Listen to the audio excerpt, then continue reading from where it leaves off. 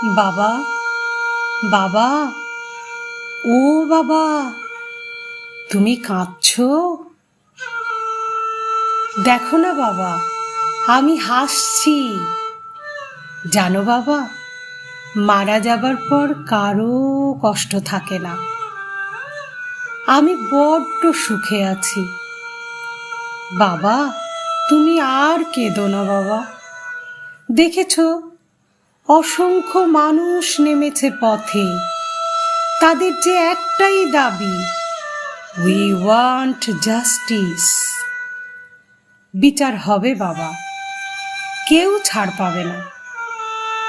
যেভাবে ওরা আমার ওপর অত্যাচার করেছে, আমার শরীরটাকে শকুনের মতো ছিঁড়ে ছিঁড়ে খেয়েছে, আমি বলেছিলাম ওদের, আমাকে ছেড়ে দাও, আমাকে বাঁচতে দাও। তোমাদের ঘরে আমার মতো মেয়ে আছে, বোন আছে, স্ত্রী আছে, মা আছে, কিন্তু কেউ আমার কথা শোনেনি। ওরা আমার দেহটাকে দুমড়ে মুচড়ে শেষ করে দিয়েছে। কত কষ্ট, কত আর্তনাদ, কত লাঞ্ছনা। মনে হয় কোনো মা হয়তো এত প্রসবের যন্ত্রণা সয়নি, যে যন্ত্রণা ওরা আমায় দিয়েছে। বাবা, ওরা যেন কেউ ছাড়া না পায়, ওদের যেন ঐতিহাসিক শাস্তি হয়। দেখো বাবা। মারে, মা, ওরা কেউ ছাড়া পাবে না, ওদের কাউকে ছাড়বো না। আমার, তোর মায়ের, সবার একটাই দাবি, উই ওয়ান্ট জাস্টিস। বাবা গো, আমার আরও একটা অভিযোগ আছে।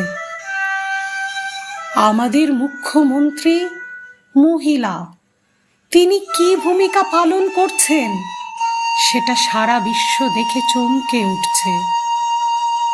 তবে বাবা, আমার সঙ্গে আছে বিশ্ববাসী, এটা আমি বুঝতে পেরেছি। তুমি শেষ পর্যন্ত লড়াই জারি রেখো বাবা, ভেঙে পড়ো না যেন। যতদিন না ঠিক ঠিক বিচার পাবে, ততদিন লড়াই চালিয়ে যাবে। যে স্বপ্ন নিয়ে ডাক্তার হয়েছিলাম, সবকিছু দুষ্ট লোকেরা শেষ করে দিল। আগামী দিনে যেন কারো সঙ্গে এই ঘটনা না ঘটে বাবা। তুমি কিন্তু নীরব থেকো না। নরকে পরিণত হচ্ছে দিন দিন আমাদের এই সোনার বাংলা। নারী শক্তি থাকবে একজোটে। আমি তখন শান্তি পাবো বাবা, যখন অপরাধী শাস্তি পাবে। এই কথাটি কিন্তু জানিও সকলকে। আমি যে এই লড়াইতে আছি, জানিও মাকে। চিরবিদায় নেব সেদিন, পুরোপুরি লড়াইটা জিতবো যেদিন।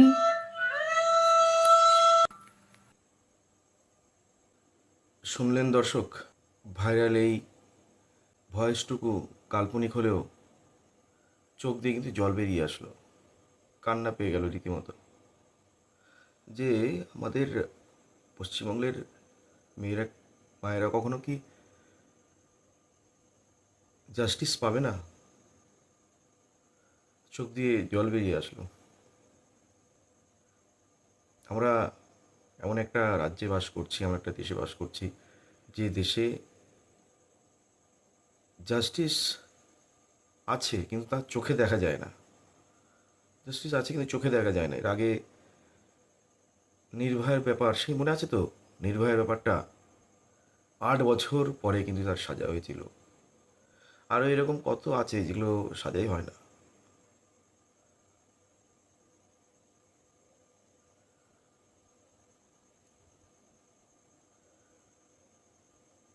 আজকে এতগুলো দিন হয়ে গেল, সিবিআই তদন্ত করে যাচ্ছে, সন্দীপ ঘোষকে জেরা করছে, কিন্তু কোথায় কি বেরিয়ে আসছে? একবার তো শুধু অসঙ্গতিটাই বেরিয়েছে, যে সকাল 7টার সময় ছাত্ররা দেখেছে যে সে সময় সন্দীপ ঘোষ সবাইকে নিয়ে ডিউটি করছে।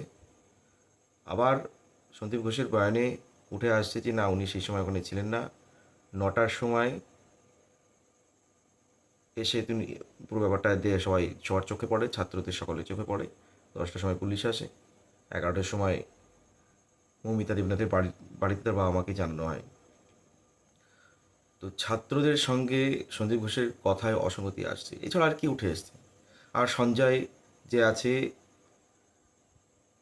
সে তো পুরো মাতাল।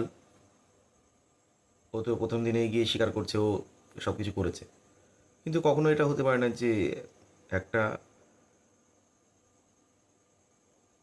একটা মেয়েকে এতটা নৃশংসভাবে নির্যাতন করে তাকে এভাবে মারাটা কোনো একটা মাতালের পক্ষে সম্ভব নয়।